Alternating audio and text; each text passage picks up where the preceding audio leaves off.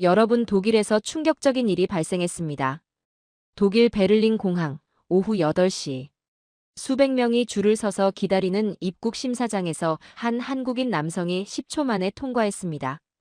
EU 시민도 아닌데 말입니다. 이것이 우연일까요? 아니면 그 뒤에 숨겨진 이야기가 있을까요? 지금부터 들려드릴 이야기는 바로 그 10초의 비밀입니다. 본 영상은 스토리를 재구성한 이야기입니다. 구독과 좋아요, 따뜻한 댓글은 더 많은 감동을 전하는 큰 힘이 됩니다. 안녕하십니까? 저는 클라라 베르너입니다. 지난 10년간 독일 경제정책연구소에서 유럽 산업 정책을 분석해온 연구원이죠. 오늘 여러분께 들려드릴 이야기는 제가 직접 목격한 장면에서 시작됩니다. 지난달 베를린 브란덴부르크 공항에서의 일이었습니다. 저녁 8시경 아시아에서 출발한 항공편들이 연이어 도착하던 시간이었어요. 코로나19 이후 강화된 입국 심사로 인해 입국장은 늘 긴 줄이 늘어서곤 했습니다. 특히 비EU 승객들의 대기 시간은 평균 30분을 넘나들었죠.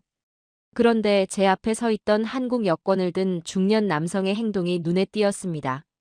다른 승객들이 모두 일반 심사대로 향하는 가운데 그분은 망설임 없이 자동 게이트 쪽으로 걸어갔어요. EU 시민들만 이용할 수 있다고 생각했던 그 통로로 말입니다. 저는 순간 의아했습니다.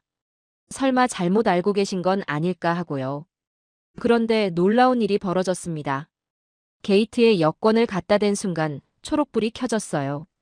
질문도 추가 서류 확인도 없었습니다.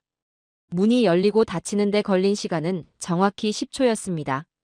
그 장면을 보며 제 머릿속에는 수많은 의문이 떠올랐어요. 한국이 EU 회원국도 아닌데 어떻게 이런 일이 가능한 걸까요? 독일 정부가 이런 특별 대우를 허용한 배경은 무엇일까요? 저는 유럽 산업 정책 전문가로서 지난 20여 년간 아시아 기업들의 유럽 진출을 지켜봐왔습니다. 일본 기업들의 체계적인 접근, 중국 기업들의 공격적인 투자, 그리고 한국 기업들의 독특한 방식까지 말이죠. 하지만 이런 행정적 혜택은 처음 목격하는 것이었습니다. 공항에서 돌아온 후 저는 곧바로 조사에 착수했어요.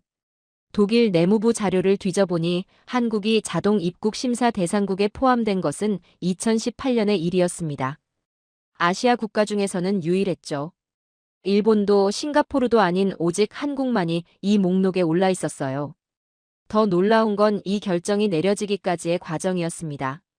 일반적으로 이런 협정은 경제 규모나 정치적 관계를 바탕으로 결정되곤 하죠. 하지만 한국의 경우는 달랐어요. 독일 내 한국 기업들의 행동 패턴, 투자 방식, 그리고 위기 상황에서의 대응이 핵심 평가 요소였다고 합니다.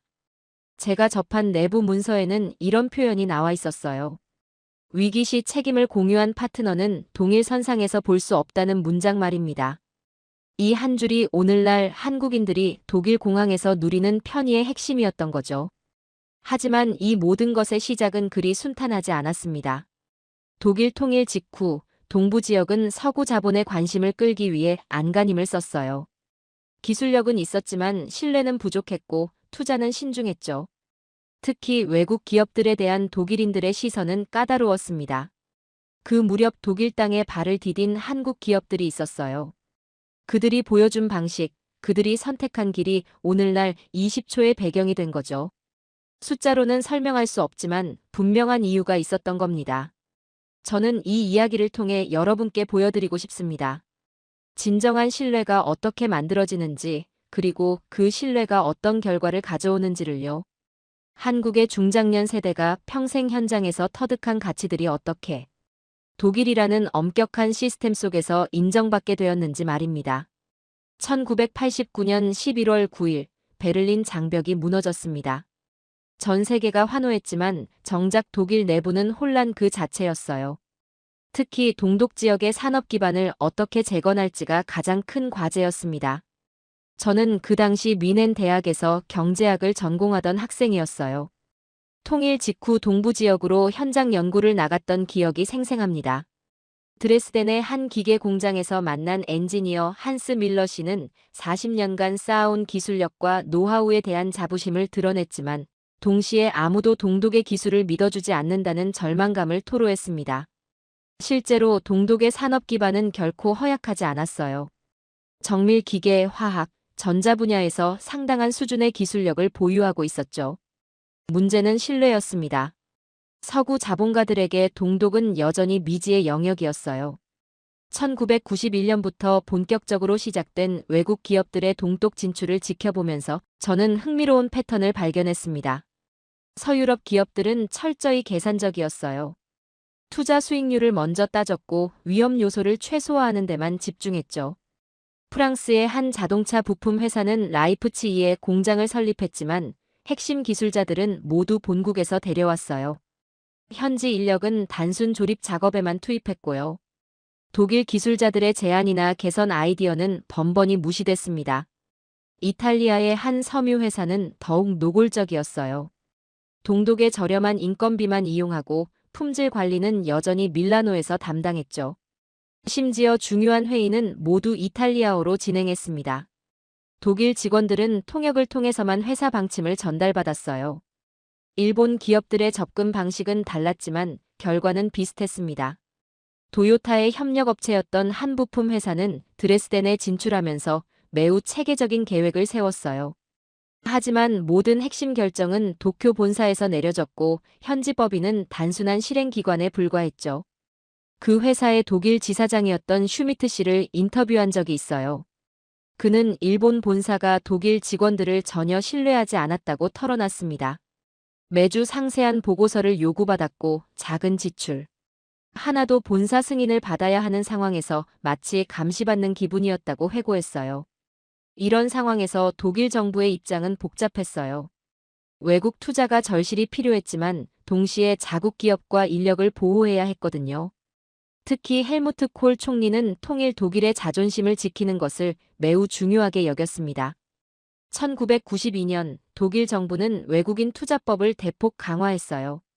핵심 기술 분야에 대한 외국 기업의 지분 취득을 제한하고 현지 고용 비율을 의무화했죠. 표면적으로는 국가 보안을 위한 조치라고 했지만 실제로는 동독 지역의 기술력과 인력을 보호하려는 의도였어요. 그 무렵 독일 연방경제부 산하에 동부지역투자심의위원회라는 기구가 신설됐습니다. 외국 기업의 동독 투자를 심사하는 역할이었죠. 위원장을 맡았던 볼프강 클레멘스 박사는 매우 까다로운 기준을 적용했어요. 그는 단순히 자본만 가져오는 투자자가 아닌 진정으로 독일과 함께 성장하려는 파트너를 찾고 있다고 공언했습니다. 이런 클레멘스 박사의 철학이 그 시대의 독일 정서를 잘 보여줍니다. 독일은 도움이 필요했지만 동시에 자존심도 지키고 싶었던 거죠. 그 결과 많은 외국 기업들이 독일 진출에 어려움을 겪었어요. 서류 심사만 6개월 이상 걸렸고 까다로운 조건들을 모두 충족하기가 쉽지 않았죠. 일부 기업들은 아예 포기하고 다른 동유럽 국가들로 방향을 틀기도 했습니다. 하지만 이런 엄격한 기준 때문에 정작 독일에 진출한 기업들은 더욱 신중하게 행동해야 했어요. 한번 문제를 일으키면 즉시 퇴출당할 수 있다는 걸 모두가 알고 있었거든요. 그 시절 독일 언론들은 외국 기업들의 행동 하나하나를 예리하게 주시했습니다. 프랑크푸르터 알게마인의 차이퉁은 거의 매주 동독 지역 외국 기업들의 동향을 보도했어요. 현지 고용 창출, 기술 이전, 지역 사회 기여도 등을 세세하게 분석했죠.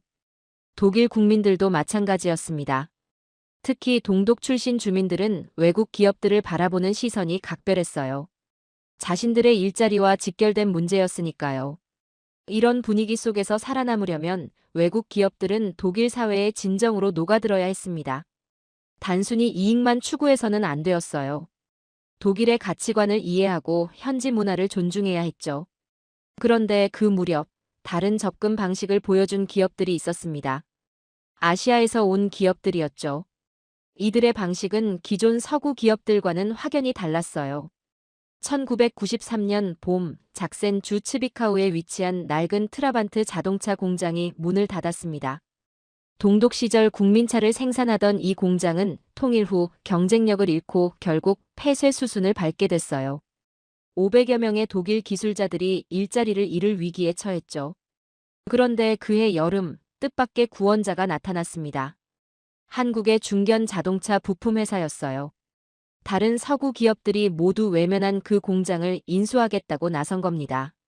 당시 작센주 경제부 관계자들은 반신반의했다고 해요. 저는 그 무렵 베를린 자유대학에서 박사과정을 밟고 있었는데 지도교수의 추천으로 이 사례를 연구할 기회를 얻었습니다. 한국 기업의 독일 진출 과정을 직접 관찰할 수 있었던 거죠. 처음 한국 기업 측 대표단이 츠비카우를 방문했을 때의 장면이 인상적이었어요. 다른 외국 기업들은 보통 회계사와 변호사, 그리고 본사 임원들로 구성된 팀을 보냈는데 한국 기업은 달랐습니다. 팀의 절반 이상이 현장 엔지니어들이었어요. 그들은 공장의 재무제표보다 기계 설비를 더 꼼꼼히 살펴봤습니다. 독일 기술자들과 직접 대화를 나누며 생산 공정의 노하우를 파악하려 했어요. 통역을 통해서였지만 현장의 목소리에 진심으로 귀 기울이는 모습이었죠. 더욱 놀라운 건 인수 조건이었습니다. 기존 직원들의 고용을 보장한다는 것은 물론이고 핵심 기술자들에게는 오히려 더 나은 조건을 제시했어요. 퇴직을 앞둔 베테랑 엔지니어 2명에게는 기술 고문 역할을 맡아달라고 부탁하기까지 했습니다. 작센주 투자청의 한스 바그너 국장은 이런 접근 방식에 깊은 인상을 받았다고 털어놨어요. 지금까지 만난 외국 투자자들 중 현지 기술력을 이렇게 높이 평가한 경우는 처음이었다고 하더군요. 한국 기업이 공장을 정식 인수한 건 그해 12월이었습니다. 인수와 동시에 그들이 보여준 경영 방식은 더욱 독특했어요. 공장장 자리에 한국인 대신 독일인 베테랑을 앉혔거든요. 현지 사정을 가장 잘 아는 사람이 경영을 담당해야 한다는 판단이었죠. 생산 라인 재편도 마찬가지였습니다. 한국 본사의 기술을 무작정 이식하는 대신 기존 독일 기술자들의 의견을 적극 수렴했어요. 독일식 정밀함과 한국식 효율성을 결합한 새로운 방식을 만들어갔습니다. 이런 과정에서 흥미로운 일화가 하나 있었어요. 생산성 향상을 위해 일부 공정을 자동화하려던 계획이 있었는데 현지 기술자들이 반대 의견을 냈어요. 기존 방식이 품질 면에서 더 우수하다는 이유였죠. 다른 외국 기업이라면 본사 방침을 고집했을 텐데 한국 기업은 달랐습니다. 석 달간의 테스트를 거쳐 독일 기술자들의 말이 맞다는 걸 확인하고 자동화 계획을 전면 철회했어요. 대신 기존 방식을 더욱 발전시키는 방향으로 투자했습니다. 이런 태도는 독일 현지에서 큰 화제가 됐어요. 작센주 지역 신문들은 한국 기업의 경영 방식을 집중 보도했고 다른 지역 관료들도 츠비카우를 벤치마킹하러 찾아왔죠. 같은 시기 브란덴부르크주에서도 비슷한 일이 벌어졌습니다. 한국의 한 전자부품 회사가 프랑크푸르트 인근의 한 공장을 인수했는데 여기서도 현지 인력을 적극 활용하는 방식을 택했어요. 특히 인상적이었던 건 기술 개발 부문이었습니다.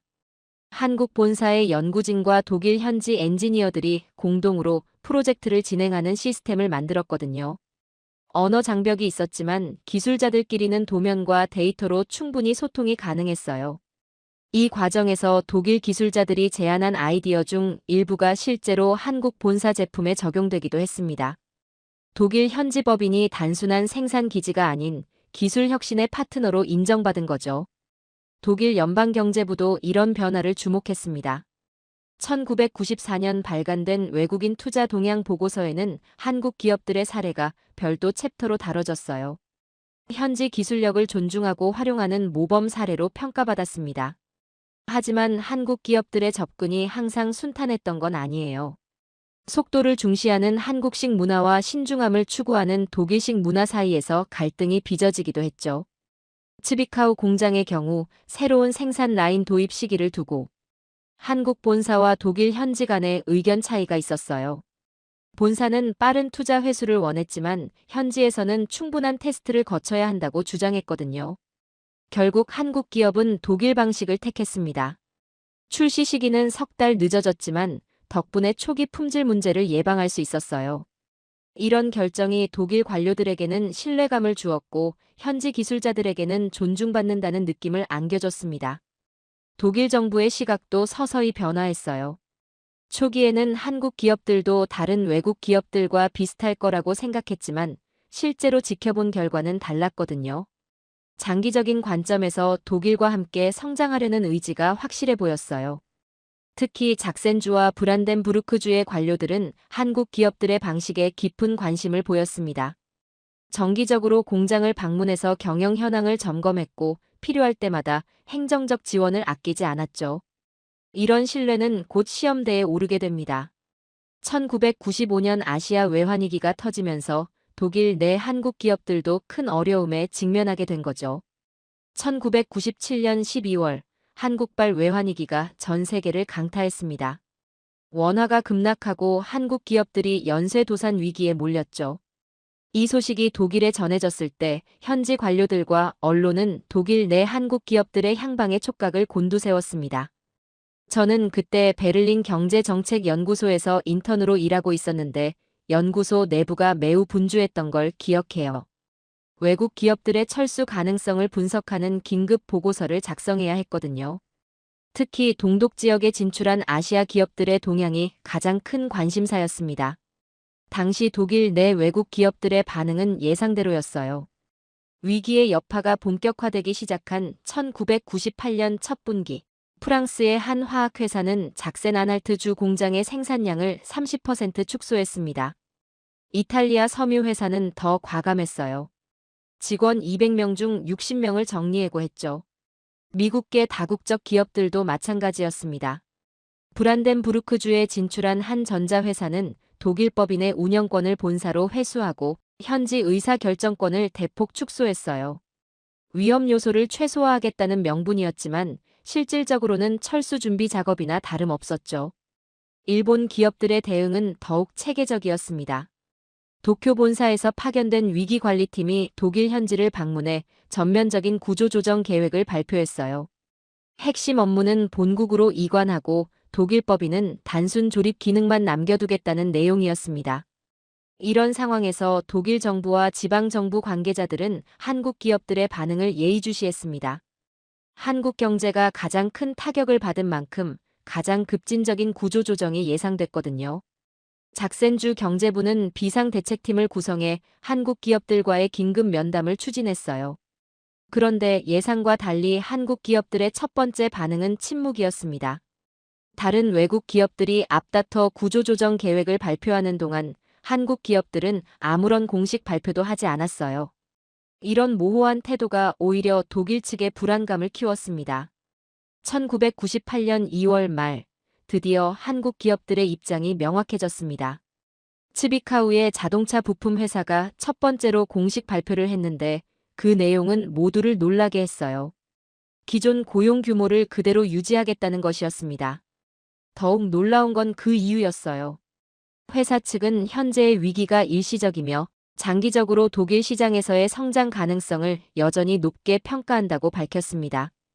단기 수익보다는 지속 가능한 파트너십을 택하겠다는 선언이었죠. 실제로 그들의 행동은 말과 일치했습니다.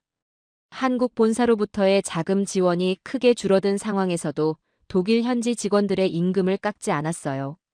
대신 한국에서 파견된 간부들이 먼저 급여를 삭감했습니다. 브란덴부르크주의 전자부품 회사는 한 걸음 더 나아갔습니다.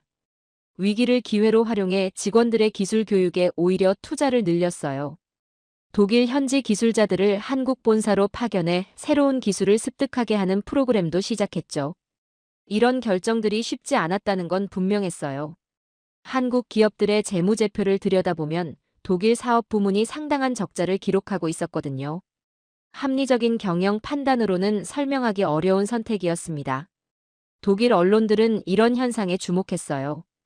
프랑크푸르터 알게마인의 차이퉁은 한국 기업들의 대응을 집중 분석한 기사를 실었습니다. 서구 기업들의 계산적 접근과 대비되는 한국 기업들의 장기적 관점을 높이 평가했죠. 작센주 투자청의 바그너 국장도 이런 차이를 실감했다고 회고했어요. 그는 정기적으로 관내 외국 기업들과 면담을 했는데 한국 기업 대표들과의 대화에서 느낀 점이 특별했다고 했습니다. 위기 상황에서도 독일 직원들에 대한 책임감을 강조하는 모습이 인상적이었다고 하더군요. 하지만 한국 기업들의 이런 접근이 독일 현지에서만 긍정적으로 받아들여진 건 아니었어요. 일부 독일 경제 전문가들은 오히려 우려를 표했습니다. 지나치게 감정적인 경영이 장기적으로는 더 큰 문제를 야기할 수 있다는 지적이었죠. 실제로 1998년 하반기 들어 한국 기업들의 어려움이 가시화되기 시작했습니다. 본사로부터의 지원이 계속 줄어들면서 현금 흐름에 문제가 생겼어요. 일부 투자 계획도 연기할 수밖에 없었죠. 그럼에도 한국 기업들은 핵심 원칙을 지켰습니다. 고용은 끝까지 유지했고 현지 파트너와의 약속도 지켰어요. 대신 한국 본사에서 파견된 인력들이 먼저 귀국하는 방식으로 비용을 절감했습니다. 이런 과정에서 독일 현지 직원들의 한국 기업에 대한 인식이 크게 달라졌어요. 츠비카우 공장의 한 독일 엔지니어는 나중에 이렇게 회고했습니다. 위기 상황에서 누가 진짜 파트너인지 명확히 알 수 있었다고 말이죠. 독일 정부 차원에서도 변화가 감지됐습니다. 연방경제부 내부에서는 한국 기업들의 사례를 별도로 분석하는 작업이 시작됐어요. 위기 상황에서의 대응 방식이 향후 파트너십 평가의 중요한 기준이 될 수 있다는 인식이 확산된 거죠. 1999년이 되어서야 한국 경제가 회복 기미를 보이기 시작했습니다. 그와 동시에 독일 내 한국 기업들도 서서히 안정을 찾아갔어요. 하지만 이미 독일 측의 인식에는 중요한 변화가 일어난 후였습니다. 위기를 함께 견뎌낸 경험, 그리고 책임을 회피하지 않는 태도. 이런 것들이 숫자로는 측정할 수 없지만 신뢰라는 무형의 자산으로 축적되고 있었던 거죠. 2000년 봄 베를린의 연방내무부 청사 12층에서는 특별한 회의가 열렸습니다. 유럽연합 확대에 따른 출입국 관리 정책을 논의하는 자리였어요. 참석자들은 각 부처의 국장급 인사들과 외부 전문가들이었죠. 저는 그때 연방경제부 산하 동아시아 정책연구센터의 연구원이었는데 외부 전문가 자격으로 이 회의에 참석할 기회를 얻었습니다. 회의 주제는 표면적으로는 EU 확대였지만 실제로는 더 넓은 범위의 파트너십 정책을 다루고 있었어요. 회의가 시작된 지 2시간쯤 지났을 때 내무부의 클라우스 짐머만 국장이 흥미로운 발언을 했습니다. 그는 지난 10년간 독일 내 외국 기업들의 행동 패턴을 분석한 결과 몇 가지 중요한 차이점을 발견했다고 보고했어요. 짐머만 국장의 보고에 따르면 대부분의 외국 기업들은 독일을 일종의 시장으로만 바라봤습니다. 이익이 나면 투자를 늘리고 손해가 나면 즉시 철수하는 방식이었죠. 하지만 몇몇 국가의 기업들은 다른 패턴을 보였다고 했어요. 특히 한국 기업들의 사례가 주목받았습니다. 외환위기라는 극한 상황에서도 현지 고용을 유지했고 지역 경제에 대한 책임을 저버리지 않았다는 점이 높이 평가받았어요. 이런 행동은 단순한 경영 전략이 아닌 파트너십에 대한 철학의 차이로 해석됐습니다. 연방경제부의 잉그리드 하인 차관도 비슷한 의견을 제시했어요. 그녀는 지난 5년간 작센주와 브란덴부르크주를 정기적으로 방문하면서 직접 목격한 사례들을 언급했습니다. 위기 상황에서 진짜 파트너와 단순한 투자자가 구분된다는 것이 그녀의 결론이었어요. 이 회의에서 가장 기억에 남는 순간은 외무부의 헬가 슈미트 국장의 발언이었습니다. 그녀는 이렇게 말했어요. 위기 시 책임을 공유한 파트너를 다른 투자자들과 같은 선상에서 평가하는 것은 옳지 않다고 생각한다고 말이죠. 이 문장이 나온 순간 회의실 분위기가 바뀌었어요. 참석자들 모두가 그 의미를 정확히 이해했거든요. 단순히 경제적 이익만을 추구하는 관계가 아닌 진정한 파트너십을 구축한 국가들에게는 그에 상응하는 대우가 필요하다는 뜻이었습니다. 회의가 끝난 후 슈미트 국장의 발언을 기초로 한 정책 검토 작업이 시작됐어요. 연방내무부와 외무부, 경제부가 공동으로 참여하는 태스크포스가 구성됐습니다. 저도 경제부 측 자문위원으로 이 작업에 참여할 수 있었죠. 태스크포스의 첫 번째 과제는 지난 10년간의 데이터를 종합 분석하는 것이었습니다. 어떤 국가의 기업들이 독일과 진정한 파트너십을 구축했는지를 객관적으로 평가해야 했거든요. 평가 기준은 크게 세 가지였어요. 위기 시 대응, 현지 사회 기여도, 그리고 장기적 관점이었습니다. 첫 번째 기준인 위기 시 대응에서는 한국이 가장 높은 점수를 받았어요. 외환위기 당시의 대응뿐만 아니라 이후 발생한 글로벌 경기 침체 상황에서도 일관된 모습을 보여줬거든요. 2001년 닷컴 버블 붕괴 때도 독일 내 한국 기업들은 쉽게 철수하지 않았습니다. 두 번째 기준인 현지 사회 기여도에서도 한국은 상위권에 랭크됐어요. 단순히 세금을 내는 수준이 아니라 현지 기술자, 양성과 지역 대학과의 협력 프로그램까지 고려한 평가였습니다. 특히 동독 지역에서의 기여도가 높게 평가받았죠. 세 번째 기준인 장기적 관점은 가장 측정하기 어려운 부분이었어요. 하지만 한국 기업들이 독일에서 보여준 투자 패턴을 분석해보니 명확한 특징이 드러났습니다. 단기 수익보다는 시장 정착과 현지화에 더 많은 비중을 두고 있었거든요. 이런 분석 결과를 바탕으로 태스크포스는 몇 가지 정책 제안을 만들었습니다. 가장 중요한 것은 파트너 국가와 일반 투자국을 구분하는 새로운 분류 체계였어요. 경제적 규모가 아닌 파트너십의 질을 기준으로 하자는 제안이었습니다. 이 제안이 실제 정책으로 구현되기까지는 추가로 2년이 더 필요했어요. 2002년 가을, 독일 연방정부는 새로운 외국인 정책 가이드라인을 발표했습니다. 그 안에는 우리가 제안했던 파트너십 기반 분류 체계가 포함되어 있었어요. 더 구체적인 변화는 2003년부터 나타나기 시작했습니다. 독일 내무부는 특정 국가 국민들에 대한 비자 발급 절차를 간소화하는 파일럿 프로그램을 시작했어요. 첫 번째 대상국이 바로 한국이었습니다. 당시 내무부 비자정책과의 마르틴 베버 과장은 이 결정의 배경을 명확히 설명했어요. 한국은 지난 10년간 독일과의 관계에서 단순한 경제적 이해관계를 넘어선 진정한 파트너십을 보여줬다는 것이 그 이유였습니다. 이 파일럿 프로그램은 예상보다 훨씬 성공적이었어요. 한국인 입국자들의 불법 체류율은 거의 0에 가까웠고 관련 행정 비용도 크게 줄어들었습니다. 이런 성과를 바탕으로 프로그램은 점차 확대됐죠. 2005년에는 더 큰 변화가 있었습니다. EU 차원에서 새로운 입국 관리 시스템을 도입하면서 독일은 한국을 특별 파트너 국가로 분류해 줄 것을 제안했어요. 다른 회원국들도 독일의 제안에 동의했고 한국은 아시아 국가 중 유일하게 이 범주에 포함됐습니다. 하지만 이런 정책 변화가 하루아침에 이뤄진 건 아니었어요. 독일 내부에서도 신중한 목소리들이 있었거든요. 일부 관료들은 경제 규모나 정치적 중요도를 무시하고 파트너십만으로 우대 정책을 결정하는 것이 적절한지 의문을 제기했어요. 특히 연방의회 일부 의원들은 이런 정책이 형평성 문제를 일으킬 수 있다고 우려했습니다. 더 큰 경제 규모를 가진 국가들이 상대적으로 불이익을 받을 수 있다는 지적이었죠. 하지만 이런 우려는 실제 결과로 반박됐어요. 한국에 대한 우대 정책이 시행된 후에도 다른 국가들과의 관계에는 특별한 문제가 발생하지 않았거든요. 오히려 일부 국가들은 한국의 사례를 벤치마킹하려 했습니다. 2007년 독일 정부는 이런 경험을 바탕으로 파트너십 정책의 성과를 종합평가했어요. 그 결과는 매우 긍정적이었습니다. 한국과의 관계는 단순한 경제 협력을 넘어 진정한 전략적 파트너십으로 발전했다는 평가였죠. 이런 변화의 정점은 2018년에 왔습니다. 독일 정부가 한국을 자동 입국 심사 대상국으로 지정한 것이었어요. 이 결정의 배경에는 20여 년에 걸친 신뢰 축적의 역사가 있었습니다. 2005년 가을, 저는 함부르크에서 열린 한독 경제협력 세미나에 참석했습니다. 그곳에서 만난 한 독일 기업가의 말이 오랫동안 기억에 남아 있어요. 그는 한국 파트너와 10년째 사업을 하고 있는데 처음에는 이해할 수 없었던 부분들이 시간이 지나면서 오히려 가장 큰 장점으로 느껴진다고 했습니다.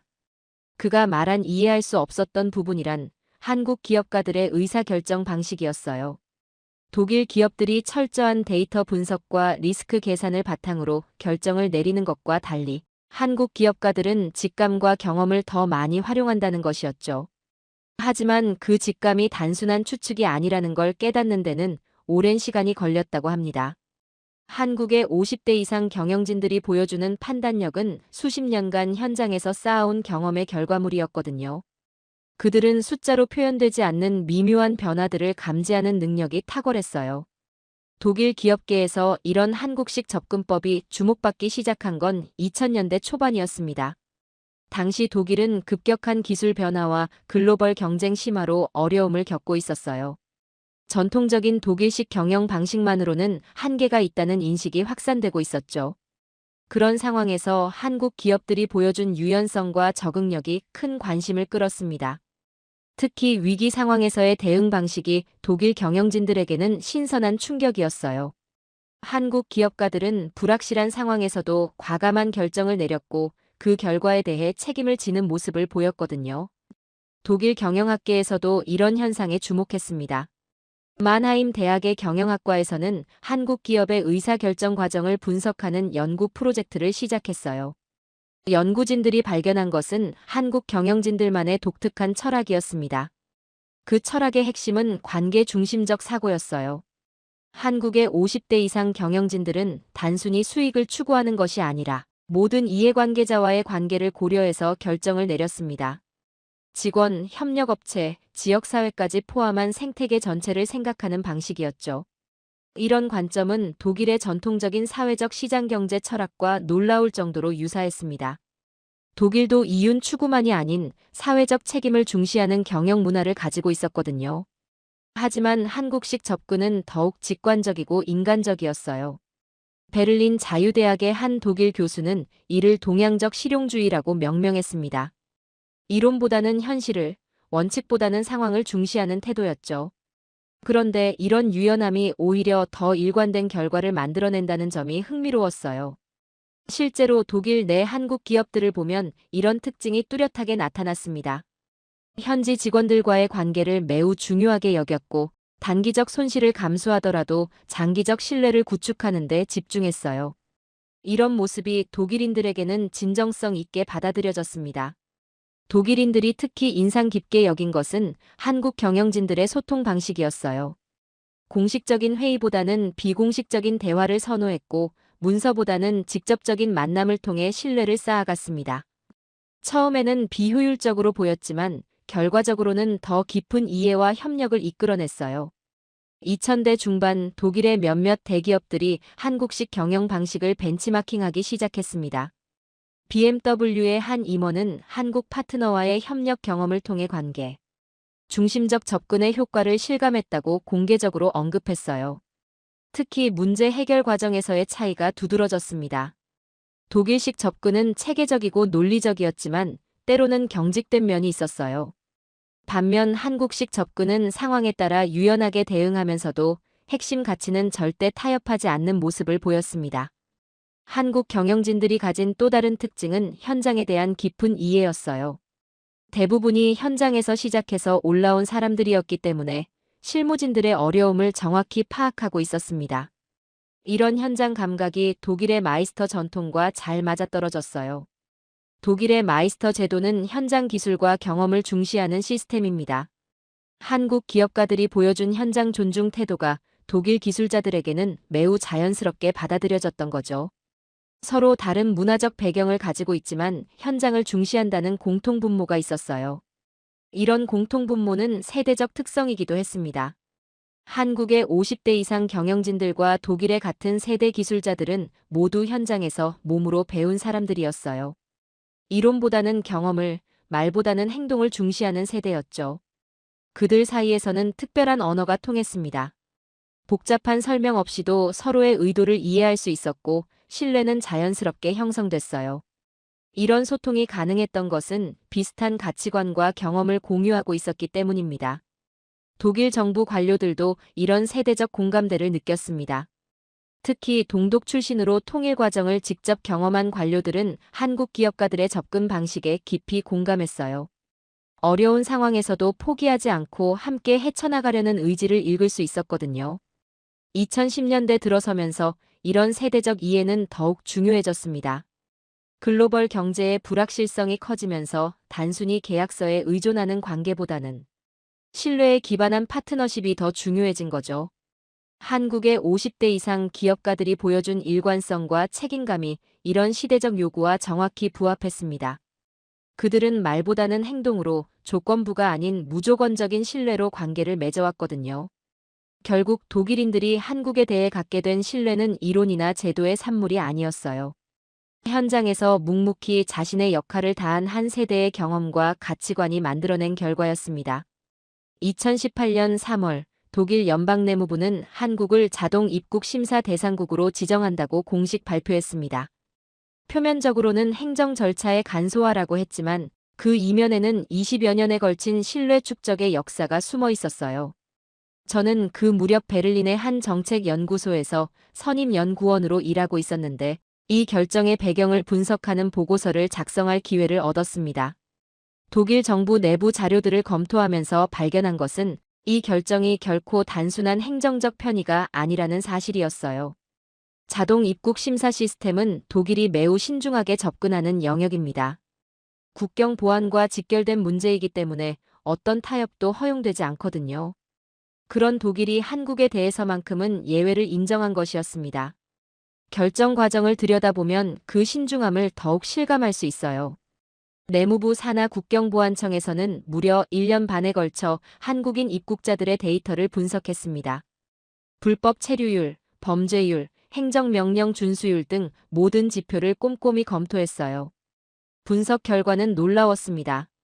한국인 입국자들의 불법 체류율은 0.1% 미만이었어요. 이는 EU 회원국 국민들과 비교해도 현저히 낮은 수치였죠. 범죄율 역시 거의 0에 가까웠고 입국 관련 행정명령 위반 사례는 아예 찾기 어려울 정도였습니다. 하지만 단순히 통계적 우수성만으로는 설명할 수 없는 부분이 있었어요. 다른 아시아 국가들도 비슷한 수준의 통계를 보여주는 경우가 있었거든요. 그럼에도 한국만이 이 특별한 지위를 얻게 된 배경에는 더 깊은 이유가 있었습니다. 독일 내무부의 한 고위 관료는 나중에 이렇게 설명했어요. 통계는 현재를 보여주지만 신뢰는 미래를 담보한다는 것이었죠. 한국과의 관계에서 쌓아온 경험들이 미래에도 지속될 것이라는 확신이 있었기 때문에 가능한 결정이었다고 했습니다. 이런 확신의 뿌리는 깊었습니다. 1990년대부터 시작된 한국 기업들의 독일 진출 과정에서 보여준 일관된 태도, 외환위기 같은 극한 상황에서도 지켜낸 책임감, 그리고 독일 사회에 대한 진정한 기여 의지 등이 모두 고려됐어요. 특히 독일 관료들이 주목한 것은 한국인들의 규칙 준수 문화였습니다. 이것은 단순히 법을 지키는 차원을 넘어서 약속과 원칙에 대한 존중 정신으로 이어졌어요. 독일인들이 가장 중요하게 여기는 가치 중 하나였죠.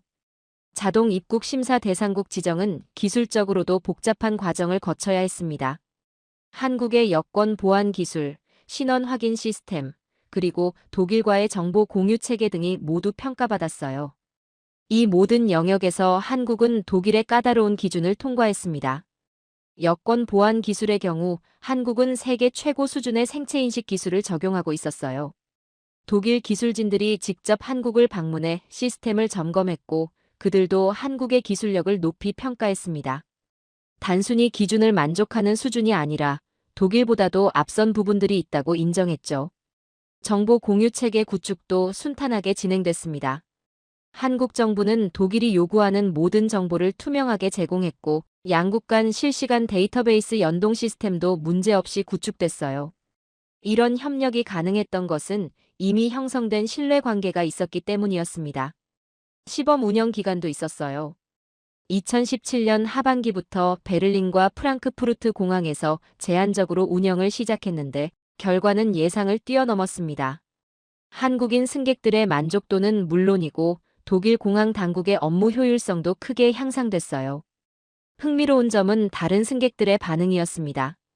처음에는 일부 승객들이 형평성에 대해 문제를 제기했어요.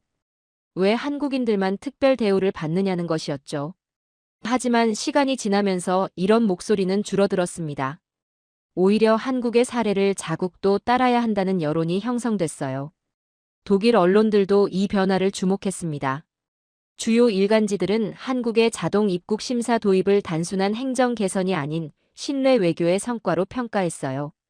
특히 한국이 보여준 일관된 파트너십이 결국 이런 결실을 맺었다고 분석했죠. 자동 게이트가 설치되고 운영되기 시작한 후의 변화는 더욱 의미 깊었습니다. 단순히 입국 절차가 빨라진 것을 넘어서 한국인들에 대한 독일 사회의 인식 자체가 달라졌어요. 신뢰할 수 있는 파트너라는 인식이 사회 전반에 확산된 것이었습니다. 이런 변화는 경제적 효과로도 이어졌어요.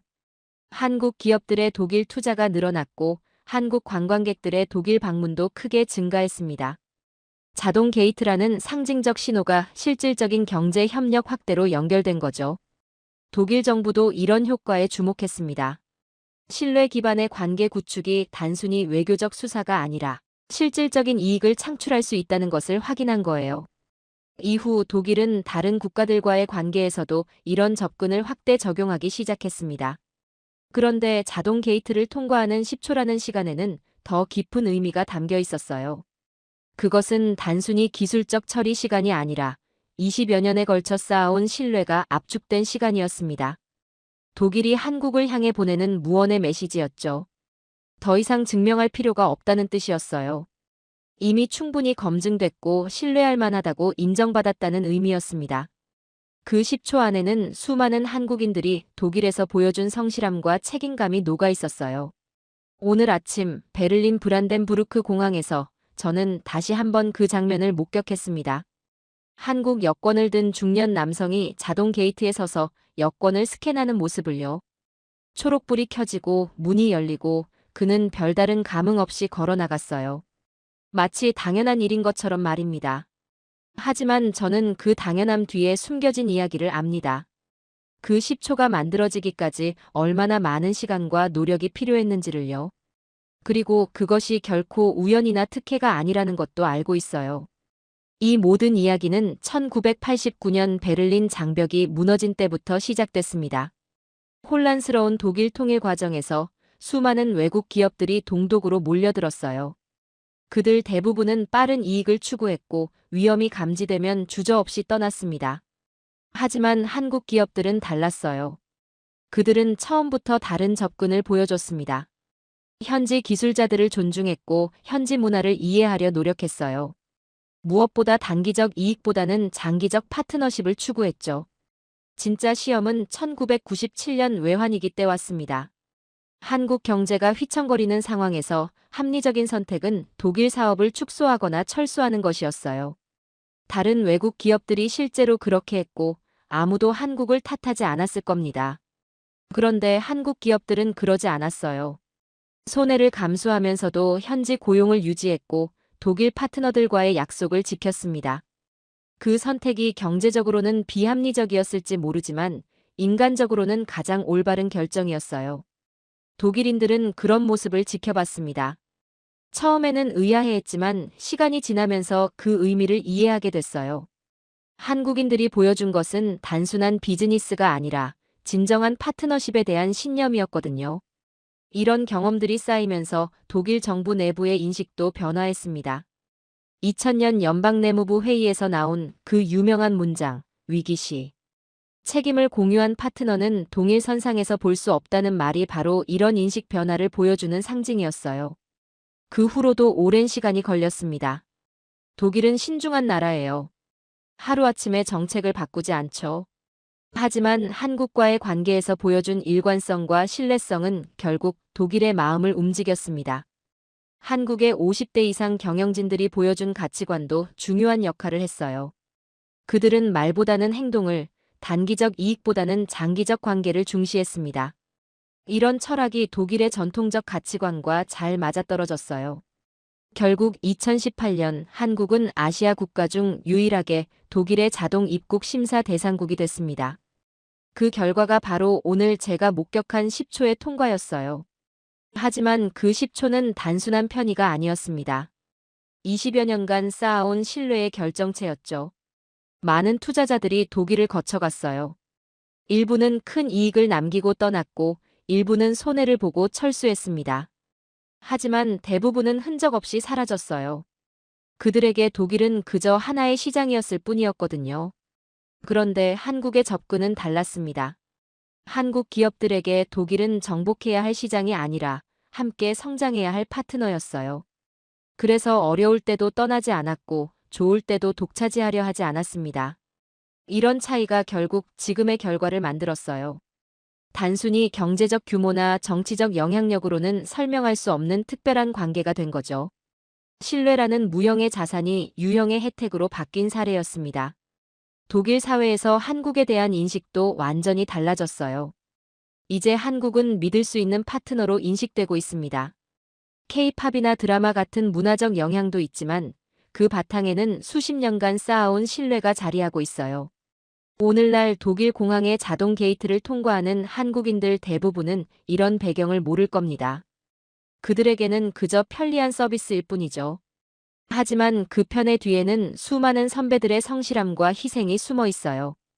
특히 한국의 50대 이상 세대가 보여준 가치관이 결정적이었습니다. 그들은 현장에서 몸으로 배운 사람들이었어요. 약속의 중요성을, 책임의 무게를, 그리고 신뢰의 가치를 알고 있었죠. 그런 가치관이 독일 땅에서 꽃을 피운 거예요. 서로 다른 문화와 언어를 가졌지만 현장을 중시하고 약속을 지키며 책임을 다한다는 공통분모가 있었거든요. 그것이 바로 진정한 소통의 기반이 된 거죠. 지금도 독일 곳곳에서는 한국 기업들이 묵묵히 자신의 역할을 다하고 있습니다. 화려하지 않지만 꾸준하게, 눈에 띄지 않지만 성실하게 말이에요. 그들의 노력이 계속되는 한 한국과 독일의 신뢰 관계도 더욱 깊어질 것입니다. 결국 남은 것은 신뢰였어요. 돈도 기술도 계약서도 아닌 신뢰 말입니다. 그리고 그 신뢰는 하루아침에 만들어지지 않아요. 오랜 시간 동안 일관된 행동으로만 쌓을 수 있는 거죠. 오늘도 베를린 공항에서 한국인은 10초 만에 문을 통과합니다. 이건 특혜가 아니에요. 오래 지켜본 결과입니다. 그리고 그 결과 뒤에는 현장에서 묵묵히 자신의 몫을 다한 한 세대의 삶이 녹아 있습니다. 오늘 영상은 여기까지입니다. 도움이 되셨다면 좋아요와 구독 알림 설정까지 부탁드려요. 다음 영상에서도 더 유익한 내용으로 찾아뵙겠습니다. 시청해주셔서 감사합니다.